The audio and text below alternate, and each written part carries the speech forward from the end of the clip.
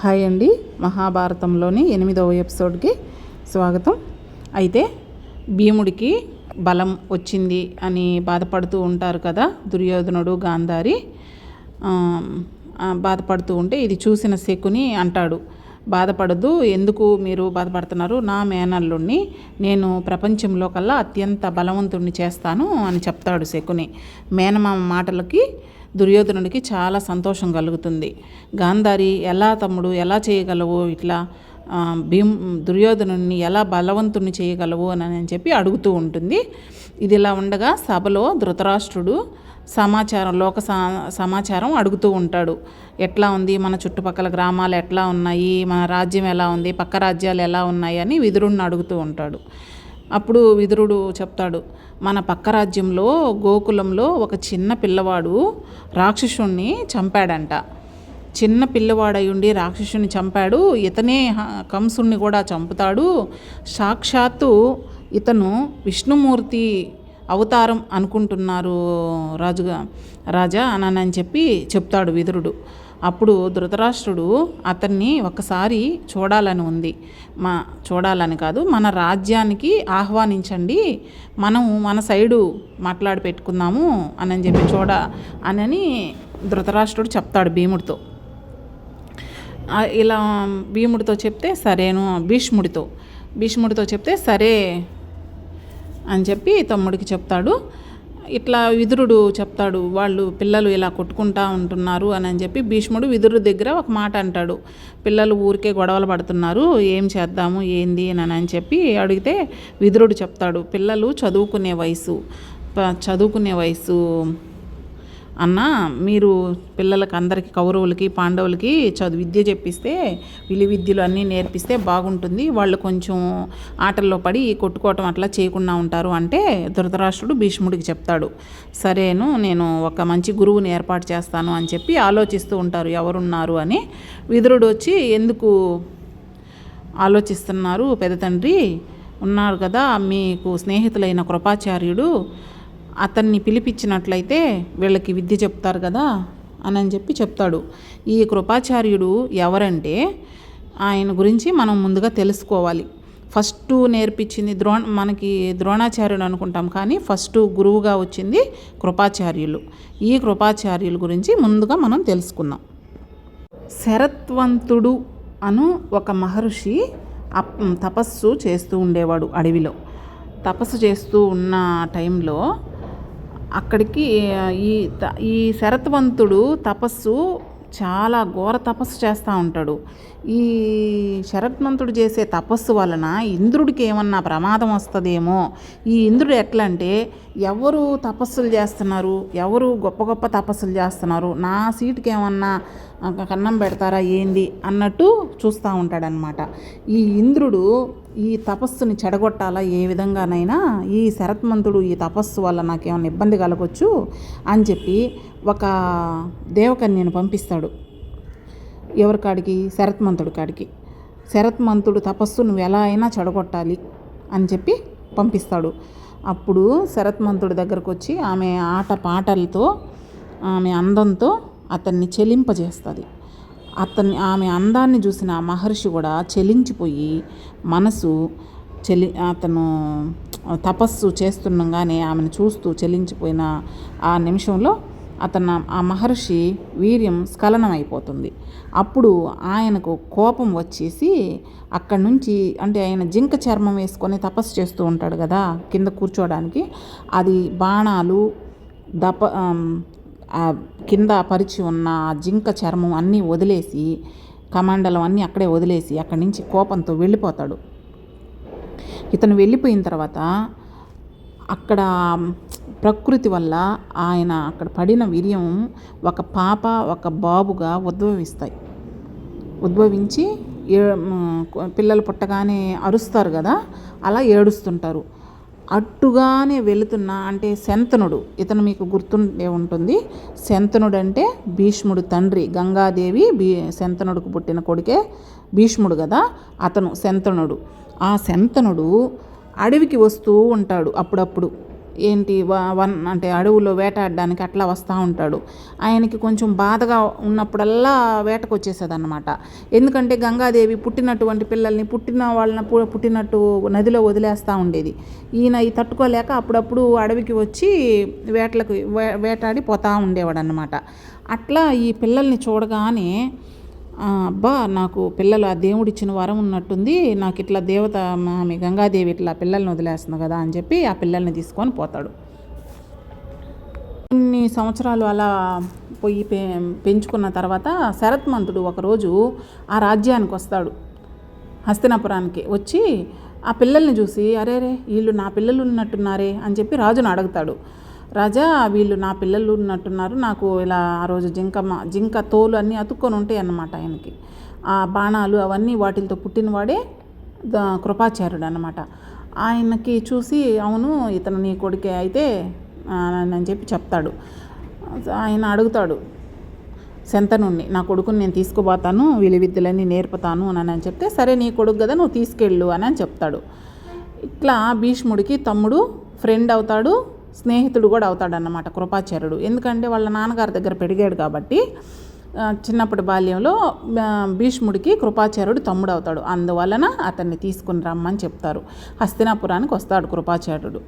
ఎవరికి ఫస్ట్ మనకి కౌరవులకి పాండవులకి విలువిద్య ఎట్లా మనం వాళ్ళు విద్య అనగానే మనకి గుర్తొచ్చేది ద్రోణాచార్యుడు, కృపాచార్యుడు కాదు.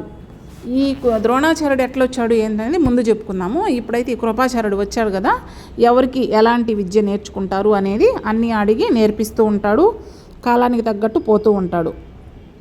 ఈ ద్రోణాచార్యుడు ఎప్పుడు వస్తాడు అంటే, ఈ ద్రోణాచార్యుడు గురించి ముందుగా మనం చెప్పుకోవాలి. ఈ ద్రోణాచార్యుడు ఎవరు, ఆయనకి ద్రోణుడు అని పేరు ఎలా వచ్చింది, ఎవరి కొడుకు అని చెప్పి మనం తెలుసుకుందాం. అసలు ఆయన ఎవరంటే, మనకి సప్త ఋషులు అంటారు కదా, ఈ సప్త ఋషులలో ఒకరు అయినటువంటి భరద్వాజుడు కొడుకే ఈ ద్రోణాచార్యుడు.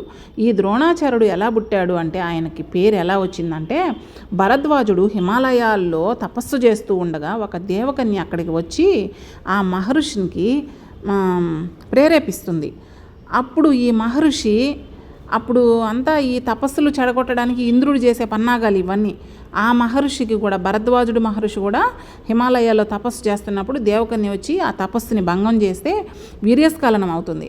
అప్పుడు ఆయన ఆ వీర్యాన్ని వదిలేసి పోకుండా ఒక కుండలో పట్టి భద్రపరుస్తాడు. అప్పుడు ఆ కుండలో నుంచి ఒక బాలుడు పుడతాడు. అతడే ద్రోణాచార్యుడు. ద్రోణి అంటే ఒక కుండ కాబట్టి ద్రోణిలో పుట్టాడు కాబట్టి ద్రోణ అని పిలిచారు.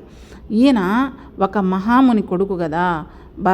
భరద్వాజుడు ద్రోణుని అన్ని విద్యలు నేర్పుతూ ఉంటాడు. చిన్నప్పటి నుండి ఈయన అన్ని విద్యలు నేర్చుకుంటూ ఉంటాడు. ఈయన చదువుకునేటప్పుడు ఒక స్నేహితుడు ఉండేవాడు. అతను ఎవడంటే ద్రుపదుడు. పాంచాల రాజ్యానికి రాజు అయినటువంటి కొడుకు ద్రుపద యువరాజు చిన్నప్పుడు స్నేహితుడు అన్నమాట ద్రోణుడికి. వీళ్ళిద్దరూ కలిసి చదువుకుంటా ప్రాణ స్నేహితులు అన్నమాట. వీళ్ళిద్దరూ బాగా చదువుకునేటప్పటి నుంచి మంచిగా స్నేహం చేసుకుంటూ చదువుకుంటూ ఉన్నారు, పెద్దవాళ్ళు అయ్యారు. ఈ స్నేహం చేసేటప్పుడు చెప్పేవాడు అన్నమాట ఎవరికి, ద్రోణుడికి, ఈ ద్రుపద రాజు కొడుకు, నీకు నేను కానీ పెద్ద అయితే నా రాజ్యంలో సగం భాగం ఇస్తాను అని చెప్తూ ఉండేవాడు. వీళ్ళు ఇద్దరు ఇట్లానే పెరిగి పెద్దవాళ్ళు అయిపోతారు. ద్రోణుడు ఒక ఋషి కొడుకు కదా, ఆయన దగ్గర విద్య నేర్చుకోవడానికి ధనుర్వేదం రాస్తూ ఉండేదన్నమాట ఒక అమ్మాయి. ఆ అమ్మాయి పేరే కృపి. ఈ కృపి ఈమె ఎవరంటే గుర్తొచ్చిందా మీకు? కృపాచార్యుల వారి చెల్లెలు కృపి. ఆమె వివాహం చేసుకున్నాడు. ఎవరిని చేసుకోమని చెప్పేసి భరద్వాజుడు అడుగుతాడు ద్రోణుడిని. ద్రోణుడు కూడా సరే తండ్రి గారు చెప్పిన మాటలు విని ఆ కృపిని వివాహం చేసుకుంటాడు. వీళ్ళకి పుట్టినటువంటి వాడే అశ్వత్థామ. ఈయన పుట్టగానే ఒక గాడిద సకిలిస్తుంది చూడండి, అట్లా సకిలిచ్చాడు. అందుకని చెప్పి ఈయనకి అశ్వత్థామ అని పేరు పెట్టారు. ఈయన పుట్టిన మొదలు ద్రోణుడికి అన్నీ కష్టాలే. ఈ ద్రోణుడికి అన్ని కష్టాలే, కొంచెం కరువు కాటకాలు అన్నీ ఎదుర్కొంటాడు. ఎక్కడా లేని దరిద్రం అంతా వచ్చేస్తుంది ద్రోణాచార్యుడికి. ఏందబ్బా ఇట్లా ఉంది అని చెప్పి అనుకుంటూ ఉంటాడు. పాలు ఆ పిల్లవాడికి పాలు ఇచ్చేదానికి కూడా డబ్బులు ఉండవన్నమాట. ఆ బ్రాహ్మణుడు కదా, ఒక్కోసారి ఇబ్బందులు పడతా ఉంటే ఒకరోజు ద్రోణాచార్యుల వారు ఉన్న రాజ్యంలో పరశురాముడు పేద బ్రాహ్మణులకు ఎవరైనా ఉంటే రమ్మని ప్రకటిస్తాడు. అంటే వాళ్ళు సంపాదించుకున్న ఆస్తులు కూడబెట్టుకున్న అవి అన్నీ పరశురాముడు ఎక్కడ అంటే ఆ రాజ్యంలో ఏదైతే సంపాదిస్తాడో అదంతా పేదలకి పంచిపెట్టేసి వెళ్ళిపోతూ ఉండేవాడనమాట వేరొక చోటికి. అట్లా పరశురాముడు ప్రకటిస్తాడనమాట, పేద బ్రాహ్మణులు ఎవరన్నా ఉంటే రండి, వాళ్ళకి నా దగ్గర ఉన్నది ఇస్తాను అని చెప్పేసి.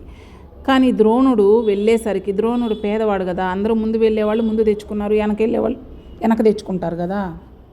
ఈ ద్రోణాచార్యుడు వెళ్ళేసరికి పరశురాముని దగ్గర అన్నీ అయిపోతాయి. అన్నీ అయిపోయిన తర్వాత ఆయన అంటాడు, బ్రాహ్మణ, నీకు నేను ఇవ్వడానికి నా దగ్గర ఏమీ లేవు, నా దగ్గర బ్రహ్మాస్త్రాలు ఉన్నాయి, నా దగ్గర విద్య ఉంది, అది నీకు నేర్పిస్తాను కావాలంటే అంటాడు. సరే స్వామి, నాకు అంతకంటేనా భాగ్యమా నాకు అని చెప్పి ఆయన దగ్గర దివ్యాస్త్రాలు, విలువిద్యలు, అన్ని రకములైనటువంటి విద్యలు నేర్చుకుంటాడు. అస్త్రాలతో ఇంటికి వెళ్తాడు. భార్య అడుగుతుంది, ఏమిచ్చాడు పరశురాముడు స్వామివారు మనకి అని అడుగుతుంది. అంతా జరిగిందంతా చెప్తాడు. సరే ఇంకేం చేస్తాము, పాంచాలరాజు కొడుకు కాడికి పోయి నీ స్నేహితుడు అంటుండవు కదా, పోయి ఏదన్నా ఒక ఆవునైనా దూడనైనా తోలుకోరాపో, పాలు పట్టుకొని పిల్లవాడినన్నా సాక్కుందాము అని చెప్పి చెప్తాది ఆమె. ఎవరు? కృపి. చెప్తే ఆయన అంటాడు, సరే ఈయన భార్య మాట కాదనలేక సరే వెళ్ళి కొడుకు కోసమైనా తీసుకొస్తాను పొయ్యి అని చెప్పి రాజ్యానికి వెళ్తాడు. ఆ రాజ్యానికి వెళ్ళిన తర్వాత అటు భటులు రానివ్వరు లోపలికి, నువ్వు లోపలికి పోయేదానికి లేదంటే లేదు, నేను రాజుగారి స్నేహితుడిని నేను కలవాలనుకుంటున్నాను అని చెప్పి అడుగుతాడు. వాళ్ళు సరే అని చెప్పి రాజు దగ్గరికి తీసుకెళ్తారు. ఆయన ద్రుపదుడు గర్వంతో, ఎప్పుడో చిన్నప్పుడు చదువుకున్నాము, దాన్ని పట్టుకొని నువ్వు ఇప్పుడు భటుల్ని కాదని తోసుకుంటా నా దగ్గరికి వస్తావా? ఎలా వస్తావు? నువ్వు ఒక కటిక పేదవాడివి, ఎల్లు, నువ్వు నా దగ్గరికి రావద్దు, నీకు నాకు ఏంటి దోస్తి అని చెప్పేసి అవమానించి పంపించేస్తాడు. అవమానించి పంపించేసిన తర్వాత ద్రోణాచార్యుడు బాధపడతాడు. ఏదైనా శపించి, ఏదైనా ఆయన దగ్గర దివ్యాస్త్రాలు ఉన్నాయి, బ్రహ్మాస్త్రం ఉంది, ఏదైనా చేయగలడు. కానీ చదువుకున్నాడు కదా, ఒక బ్రాహ్మణుడు కదా, ఏ బ్రాహ్మణుడనే కాదు చదువుకున్నాడు కాబట్టి ఆయన సంస్కారంతో వెళ్ళిపోయి కృపికి ఇలా చెప్తాడు. అప్పుడు ఆ కృపి చెప్తుంది, ఏం సరేనండి, మనం ఇలా ఇక్కడ ఉండొద్ది, రాజ్యంలో మనకు అవమానం జరిగింది, మా అన్నగారు హస్తినాపురంలో ఉద్యోగం చేస్తూ ఉన్నాడు, పిల్లలకి ఏదో చదువు చెప్పుకుంటూ ఉన్నాడు, మనం అక్కడికి వెళ్ళి ఏదో ఒక పని మా అన్నగారు చూపిస్తారు, మనం ఇద్దరం అక్కడికి వెళ్ళిపోదాము మా అన్నగారి దగ్గరికి అని చెప్తుంది. ద్రోణాచార్యుడు భార్య మాట కాదనలేక, సరే పద, మన బిడ్డని పెంచుకునేదానికి ఏ మార్గం అయితే ఏముంది, ఇక్కడైతే మనకి అవమానమే జరిగింది, వెళ్దాము అని చెప్పి భార్యని బిడ్డని తీసుకొని హస్తినాపురానికి బయలుదేరతాడు. హస్తినాపురానికి బయలుదేరుతూ ఉంటే హస్తినాపురానికి వచ్చేసాడు.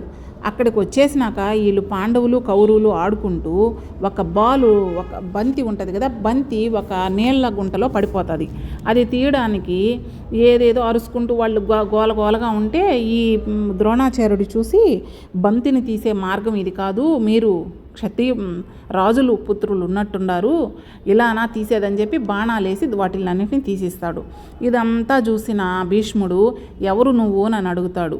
మేము ఇట్లా పని కోసం వచ్చాము, ఇట్లా మాకు కృపాచార్యులు మా బామ్మరిది ఉన్నారు అని చెప్పి చెప్తాడు.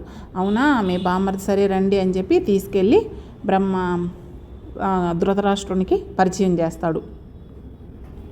పరిచయం చేసిన తర్వాత చెప్తాడు, ఈయన దగ్గర బ్రహ్మాస్త్రాలు అన్నీ ఉన్నాయి రా ధృతరాష్ట్ర, మనము పిల్లలకి విలువిద్యలు, ధనుర్విద్యలు, అన్ని విధములైనటువంటి అస్త్రాలు అన్నీ ఉన్నాయి ఇతని కాడ, విద్య నేర్పించడానికి ఇతను కరెక్ట్ గురువు అని చెప్పి ధృతరాష్ట్రుడికి చెప్తాడు. ధృతరాష్ట్రుడు సరేనని చెప్పి ఆయన్ని గురువుగా నియమిస్తాడు, ద్రోణాచార్యుణ్ణి. అప్పటి నుంచి కౌరవులకు పాండవులకు గురువు ద్రోణాచార్యుడు.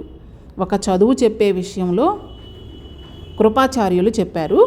ఈ విద్యలు, విలువిద్యలు, ధనుర్విద్యము అన్నీ నేర్పించేటిది ద్రోణాచార్యుడు. కౌరవులు పాండవులు విద్యను ఎట్లా అభ్యసించారు, ఎలా నేర్చుకున్నారనేది 60వ భాగంలో చెప్పుకుందాము. Thank you.